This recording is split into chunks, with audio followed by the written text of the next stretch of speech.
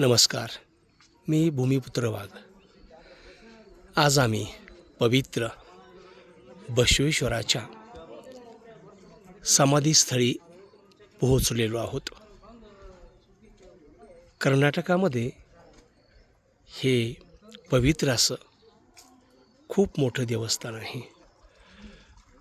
चातुर्वर्ण व्यवस्थेवरती आधारित असलेली भारतातली धर्मव्यवस्था, या धर्मव्यवस्थेने माणसाला माणूसपण दिले नाही, म्हणून महात्मा बसवेश्वरांनी स्वतंत्र लिंगायत धर्माची स्थापना केली आणि भारतभर त्याचा प्रचार केला. त्याचे महान बसवेश्वर सर्व उपेक्षित जाती धर्मातील माणसांना माणूसपण मिळालं पाहिजे, म्हणून त्यांनी लिंगायत धर्माची स्थापना केली.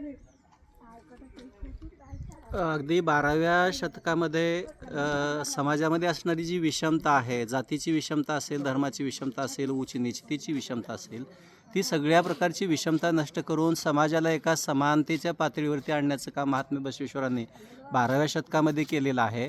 त्यांना समाजामध्ये असणाऱ्या ज्या अंधश्रद्धा होत्या, रूढी होत्या, परंपरा होत्या किंवा माणसं ही भरकटलेली होती आणि अशा भरकटलेल्या माणसांना एकत्रित करण्याचं काम, संघटित करण्याचं काम, आणि देव हा एक आहे, देहाला त्यांनी देवालय असं म्हटलं आणि स्वतःच्या आत्म्यामध्ये हृदयस्थानी असलेल्या देवाची जर पूजा केली तर अन्य कोणत्याही देवाधर्माच्या पाठीमागे राहण्याची गरज नाही. आचरण शुद्ध ठेवा, कृती शुद्ध ठेवा, विचार शुद्ध ठेवा, यापेक्षा जगामध्ये मोठं कोणतंच कृत्य नाही असे सांगणारे महात्मा बसवेश्वर हे संत 12व्या शतकामध्ये होऊन गेले. अशा या संतांना आमचा प्रणाम आहे.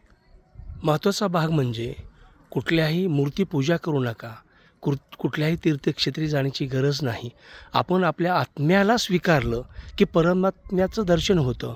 उपास करून ईश्वर मिळणार नाही, तर आत्मा शांत करा, चिंतन करा, सत्कार्य करा, दुसऱ्यांच्या प्रती प्रेम, आदर, भावभक्ती ठेवा, म्हणजे तुम्हाला ईश्वराची प्राप्ती होते, असा सांगणारा या जगातला संत तुकाराम महाराज, बसवेश्वर, असे अनेक अनेक संतांनी समाजाला जागृत केलेलं आहे. भूमिपुत्र वाघ, पाटील सर, उमरगा, धाराशिव.